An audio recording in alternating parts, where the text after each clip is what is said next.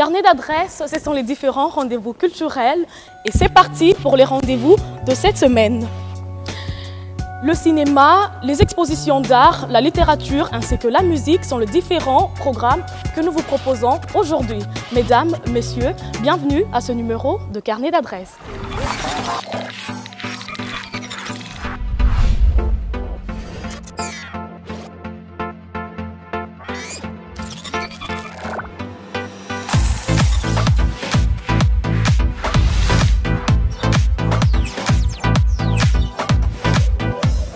Commençons par le vernissage de l'artiste plasticien Pacheli Karambo qui expose depuis le 1er juillet.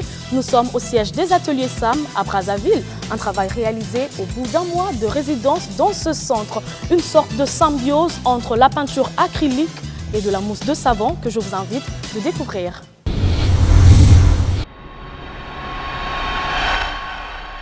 Organisé par la banque TMB, Courant d'art est le thème de cette exposition qui a mis en commun 6 jeunes artistes congolais dont une femme, à savoir Ange Swana, Pacheli Karambo, Edi Masumbuku, Teddy Lusansu, Benj Kinenga et Gloire Babazanga.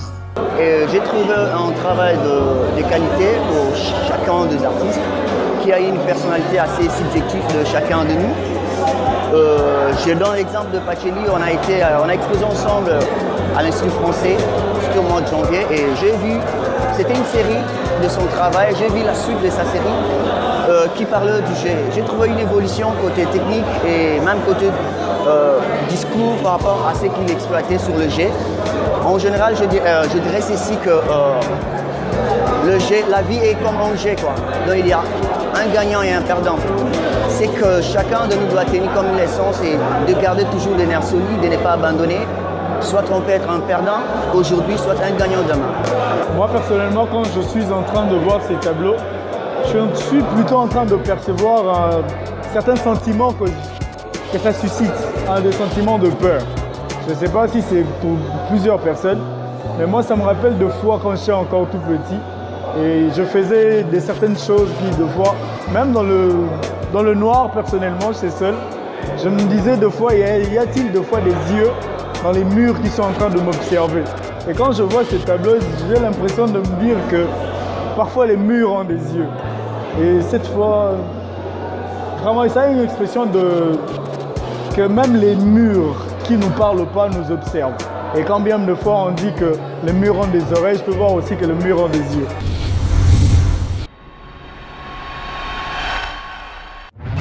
Le monde des arts plastiques pour parler cette fois-ci du 7e art. Déjà cette semaine, il y a de quoi se détendre. Nous allons vite dans la ville de Goma pour qui le mois de juillet est très particulier. Déjà, elle accueille la 2e édition du Congo International Festival Film.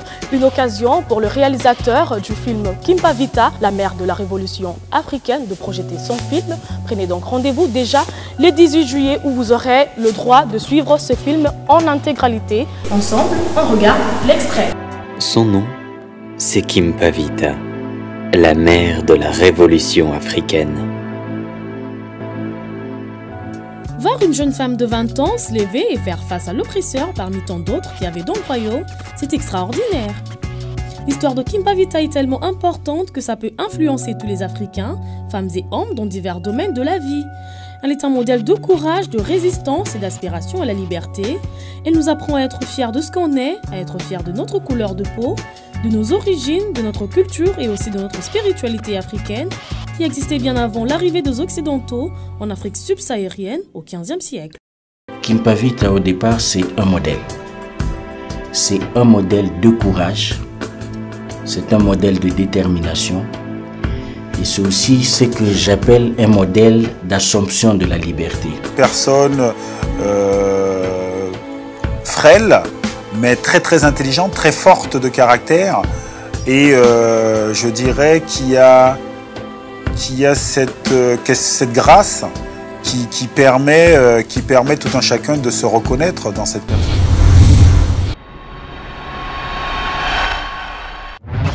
Revenons à Kinshasa pour faire un tour au centre culturel Boboto qui a prévu un week-end de rêve avec 2 films qui seront projetés le vendredi et le samedi. Il s'agit donc de Everything, Everything, une histoire d'amour et le film Transformers saison 5. Il y a à boire et à manger, n'est-ce pas?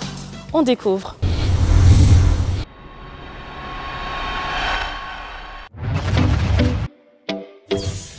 Ma vie entière, c'est ça.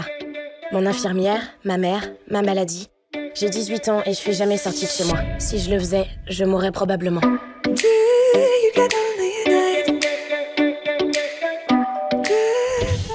Ma mère vous a fait un gâteau. Bienvenue dans notre quartier. Votre fille est à la maison? Non, je regrette. Everything, Everything, un film américain réalisé par Stella Midji, sorti en 2017. Ce film raconte l'histoire d'amour entre Maddie, adolescente futée, curieuse et inventive, et son voisin au lit. Même si Maddie souffre d'une maladie l'empêchant de quitter l'environnement confiné de sa maison, le garçon refuse que ces circonstances entravent leur idylle, alors qu'ils ne se voient qu'à travers la fenêtre et ne se parlent que par SMS. Une relation très forte qui les pousse à braver le danger pour être ensemble, même s'ils risquent de tout perdre. T'es sûr que ça va? Ça pourrait pas aller mieux.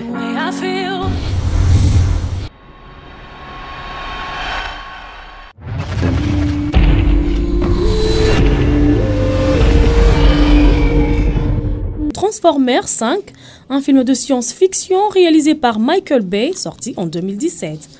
Transformers 5 au cinéma avec son cortège d'Autobots, prêt à tout pour défendre l'humanité et de déception en colère. Mieux encore, le film nous donne l'occasion de savoir ce qu'il est advenu à Mark Wahlberg, toujours en cavale, parti explorer l'espace à la recherche de ses créateurs. La guerre entre les deux mondes fait rage et il va y avoir de la casse, alors beaucoup de casse et encore plus d'explosions. Aujourd'hui, deux mondes entrent en collision. L'opération est terminée. On renonce pas, ok? Un seul survivra.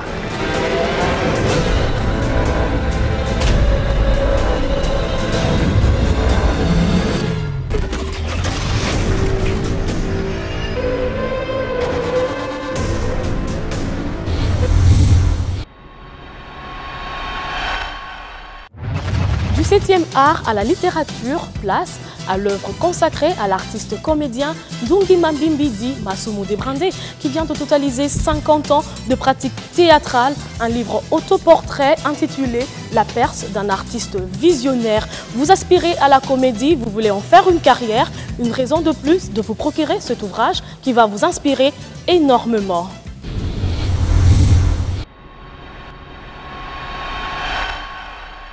Nous fêtons les 50 ans d'activité professionnelle théâtrale de Ndungi Mabimbidi Masumu Debrandé, 50 ans, son jubilé d'or. Les activités ont été lancées le 15 mai dernier à l'Institut national des arts. L'artiste est avec nous. Bon anniversaire d'abord. Bon anniversaire, Mayoyo. Célébrer son jubilé au Palais du Peuple, n'est-ce pas une reconnaissance de l'État congolais à votre égard? Bon, il faut dire comme toujours, il faut d'abord compter sur soi-même, parce que si vous comptez sur les autres, vous allez échouer. Mais il faut quand même dire que il y a des personnes qui m'ont soutenu dès les premières heures, dès que j'ai annoncé l'événement. Madame Munga Louise, qui est ancienne ministre du portefeuille, était très sensible et elle m'a dit qu'elle sera avec moi et je la remercie. Et il y a évidemment le ministère de la Culture et des Arts. Bon, ne fût-ce que moralement, le gouverneur de la ville de Kinshasa, le gouverneur du Congo central, Jacques Mbadou, et parce que c'est organisé sous leur patronage. Il y a d'autres amis, la famille Lungwana, il y a donc une minime proportionnalité de gens qui veulent bien me soutenir, mais lorsque je compare la grandeur de l'œuvre que j'ai réalisée, et je me suis dit que tous les pays devraient entrer en mouvement à partir du sommet jusqu'en bas, mais que voulez-vous, c'est ça la vie. Les gens préfèrent que l'artiste meure d'abord pour commencer à s'exhiber. Et moi, je m'appelle Ndungi Mambimbi. Ndungi Mambimbi veut dire vainqueur de situations difficiles. Donc ça ira, ça ira.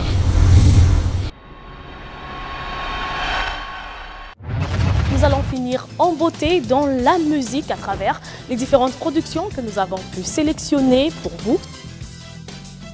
JB Mpiana a fêté ses 50 ans d'âge avec ses fanatiques à Sébastien. Nous sommes dans la commune de Lancelé. Sachez que Redi Amissi se produit chaque vendredi sur croisement Cabinda Willery à partir de 19h. Pour finir, le pasteur Moïse Mbié et le frère Mike Kalamba vont se produire à Toronto, au Canada, le 11 août. C'est donc tout pour le carnet d'adresses d'aujourd'hui. Mesdames, Messieurs, on se retrouve au prochain numéro.